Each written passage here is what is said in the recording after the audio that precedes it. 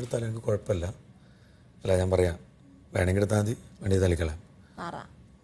പറയാണ് അങ്ങനെ അമ്മാവൻ കേസൊന്നും വിചാരിക്കാൻ നിൽക്കണ്ട. ഞാൻ പറയുന്നതെന്ന് വെച്ചാൽ അനുവിനെ പരിഹസിക്കാനാണെങ്കിലും കളിയാക്കാനാണെങ്കിലും അക്ബർ പറയുന്ന കാര്യത്തിൻ്റെ കൂടെ കൂടിക്കാണ്ട് ചിരിക്കാനും കളിക്കാനും നിന്ന് കഴിഞ്ഞാൽ നിങ്ങളെ ബാധിക്കും എന്നുള്ളൊരു സൂചന ഞാൻ തരാം. നൂറ ഫൈനൽ 5-ലുള്ള ആളാണ്. അവളെ വിലയിരുത്തേണ്ട സമയമാണിപ്പോൾ. ഈ വിലയിരുത്തേണ്ട സമയത്തിൻ്റെ ഇടയിൽ ഇത്തരം അവനവൻ്റെ വ്യക്തിവിരോധം തീർത്തുകൊണ്ടിരിക്കുക അനുവിനോട്. അത് എന്തായാലും ഏതായാലും ഞാൻ മനസ്സിലാക്കിയെടുത്തൊരു കാര്യം പറയാം. നിങ്ങൾക്ക് വേണമെങ്കിൽ എടുക്കാം, വേണ്ടെങ്കിൽ തള്ളിക്കളയാം. മനസ്സിലായല്ലോ? അത് അത്ര ശരിയായിട്ട് എനിക്ക് തോന്നുന്നില്ല. ഒരു പരിധിയൊക്കെ ഒരു സമയകാലത്തൊക്കെ ഓക്കെ, അത് കഴിഞ്ഞിട്ട് ഇപ്പോഴും ഇത് ചെയ്തുകൊണ്ടിരിക്കുക എന്ന് പറഞ്ഞത് മോശമായൊരു വരാം. അതൊരു പെൺകുട്ടിയാണ്. അവൻ്റെ വ്യക്തിവിരോധം തീരില്ല. അതെനിക്ക് നന്നായിട്ട് അറിയാം. അവളോടുള്ള ഗ്രഡ്ജ് എന്താന്നുള്ളത് എനിക്കന്നറിയാം. അപ്പം അടുത്ത് പോലും നിങ്ങളോട് ഇവിടെ കട്ടിൽ കിടന്നിട്ട് സംസാരിക്കണത് ഞാൻ കേട്ടതാണ്. അപ്പം അത് ഏതായാലും ഇപ്പം നമുക്ക് സന്തോഷമായിട്ട് ഇനി കുറച്ച് ദിവസം കൂടി സന്തോഷമായിട്ട് ഇവിടുന്ന് കഴിയാമെന്ന് പറഞ്ഞിട്ട് പോലും അവൻ്റെ ഉള്ളിൽ ഇപ്പം എന്താണെന്നുള്ള അവിടെ കടന്നോട് പറയുന്നത് ഞാൻ കേട്ടതാണ്. അപ്പം മാറില്ല. അതിൻ്റെ കൂടെ കൂടി കണ്ട് ചിരിക്കാനും കളിക്കാനും പരിഹസിക്കാനും കളിയാക്കാനും നിന്ന് കഴിഞ്ഞാൽ അത് നിങ്ങളത് ദോഷമായിട്ട് ബാധിക്കും എന്നുള്ളൊരു സൂചന ഞാൻ തരാം. വേണമെങ്കിൽ എടുക്കാം, വേണമെങ്കിൽ എടുക്കണ്ട, വേണ്ടെങ്കിൽ തള്ളിക്കളയാം. അത്രേ ഉള്ളൂ.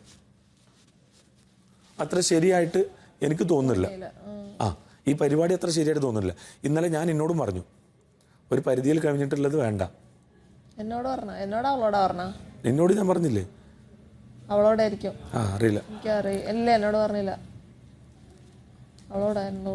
അതായത് അനുവിനെ പറ്റി ഓരോന്ന് പറയുമ്പോൾ അത് ഞാൻ ഇന്നലെ ഇരുന്ന് സംസാരിച്ച് ഡിഫെൻഡ് ചെയ്തിട്ട് തന്നെ സംസാരിച്ചത്. അവളെ എനിക്ക് ഇപ്പോഴും വിട്ടുകൊടുക്കാൻ താല്പര്യമില്ല ഓരോന്നിനും.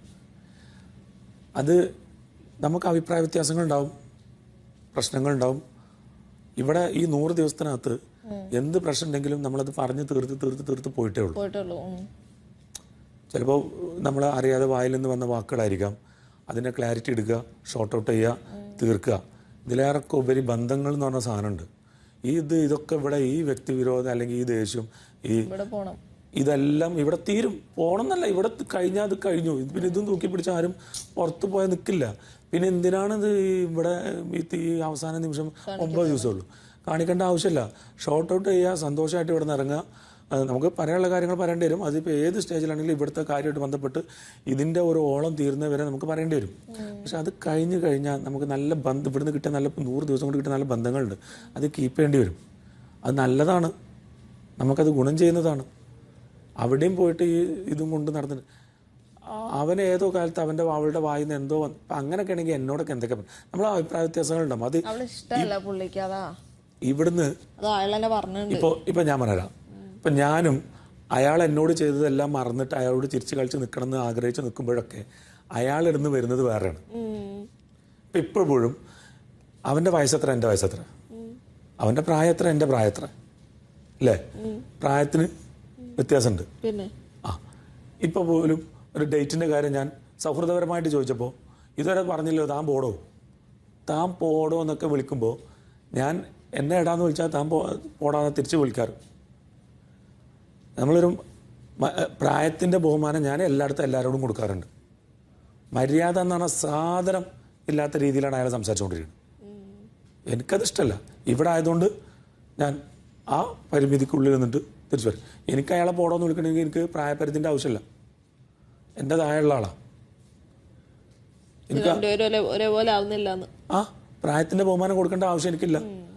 എന്നാലും ഒരാൾക്ക് കൊടുക്കുന്ന മര്യാദ ഞാൻ കൊടുക്കാൻ ശ്രമിക്കാറ്. പക്ഷെ എന്നെ തിരിച്ച് വിളിച്ചു കഴിഞ്ഞാൽ ഞാൻ തിരിച്ചു വിളിക്കും.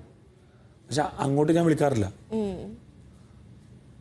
ഞാൻ നല്ല രീതിയിൽ പോകാൻ ആഗ്രഹിച്ചു. പക്ഷേ ആളുടെ സ്വഭാവം ശരിയല്ല, സംസാരിക്കുന്ന രീതി ശരിയല്ല, ആളിപ്പോൾ ചെയ്തുകൊണ്ടിരിക്കുന്ന പ്രവൃത്തി ശരിയല്ല. അതിന് കൂടെ കൂടിക്കാണ്ട് ആടാൻ നിൽക്കണ്ട.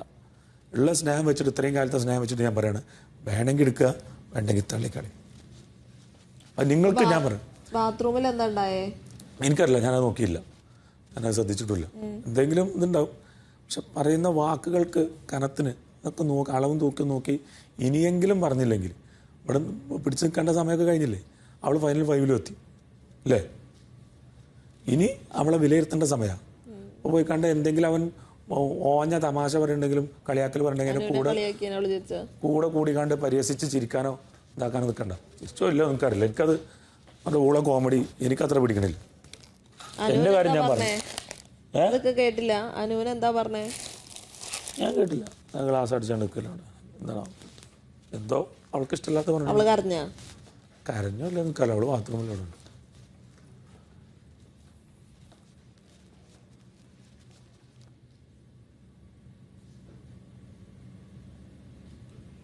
എന്താണ് അവിടെ ഒരു ഒച്ചപ്പാട് കേട്ടാ?